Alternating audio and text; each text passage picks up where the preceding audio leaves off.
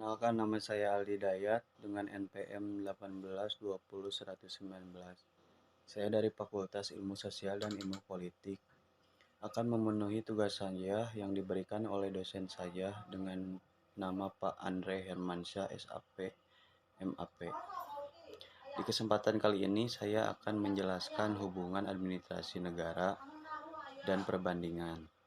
Para pakar ahli mengatakan bahwa administrasi publik berasal dari ilmu yang ditunjukkan agar proses kegiatan kenegaraan dapat berjalan sesuai dengan tujuan yang ditetapkan. Administrasi publik berperan dalam perumusan kebijakan negara. Nigro berkata, ia mengatakan bahwa administrasi publik perannya sangat penting dalam perumusan kebijakan kenegaraan. Dan kenegaraan itu merupakan kebagian dari proses politik. Administrasi publik dipandang sebagai bagian yang sama penting dengan fungsi pelaksanaan kebijakan negara. Para pakar administrasi menggunakan terminologi dengan istilah kebijakan publik dan kebijaksanaan publik. Istilah kebijakan mengarah pada produk yang dikeluarkan oleh badan-badan publik yang bentuk peraturannya perundang-undangan dan keputusan. Sedangkan kebijaksanaan lebih menitikberatkan pada fleksibilitas suatu kebijakan. Administrasi publik mempunyai peran yang lebih besar dalam perumusan kebijakan, perumusan implementasi, dan perumusan evaluasi kebijakan. Hal tersebut mempengaruhi perkembangan ilmu administrasi publik yang ruang lingkupnya mencakup analisis dan perumusan kebijakan, dan juga pelaksanaan dan pengendalian pelaksanaan, serta pengawasan dan nilai hasil pelaksanaan kebijakan tersebut. Administrasi publik juga terkait dengan lembaga-lembaga negara sebagai pelaksana fungsi eksekutif, legislatif, dan yudikatif. Dalam penyelenggaraan kepentingan publik, komponen utama administrasi publik adalah organisasi, persoliaan, dan keuangan. Administrasi publik dapat dikaji dengan beberapa teori berikut ini. Yang pertama, teori deskripsi. Teori deskripsi memberikan penjelasan secara abstrak realitas administrasi negara, baik dalam bentuk konsep, proposisi, atau hukum. Salah satu contoh adalah konsep hierarki dari organisasi formal. Konsep tersebut menjelaskan ciri umum dari organisasi formal, yaitu adanya penjenjangan struktur organisasi. Kemudian yang kedua ada teori normatif. Teori normatif bertujuan menjelaskan situasi administrasi masa mendatang secara prospektif.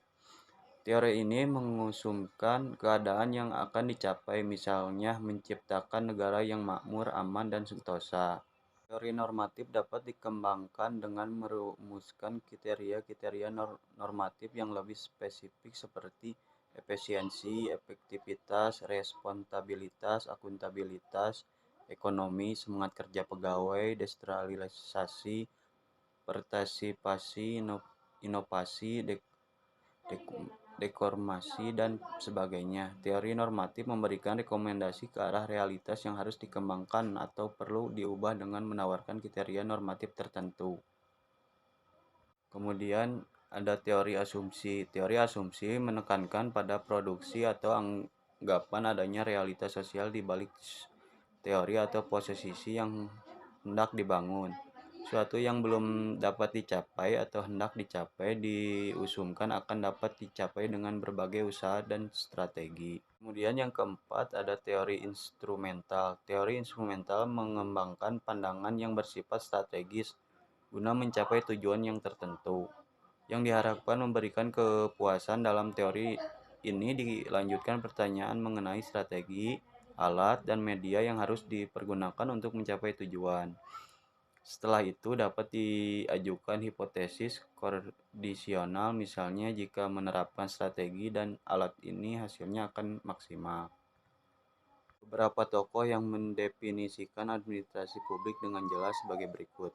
Contohnya oleh Plano mendefinisikan bahwa administrasi publik merupakan proses pengorganisasian dan pengordinasian sumber daya dan personal publik dan dalam organisasi.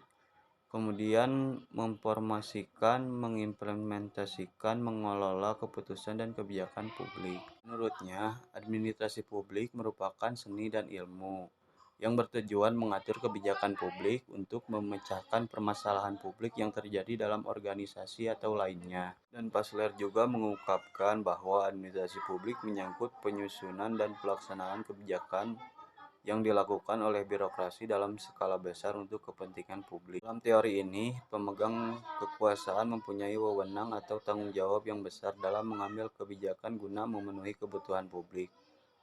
Pemegang kekuasaan diharapkan lebih responsif dalam mengambil kebijakan publik. Kemudian selanjutnya pengertian administrasi publik yaitu yang pertama, administrasi publik berkaitan dengan lembaga eksekutif, yudikatif, dan legislatif.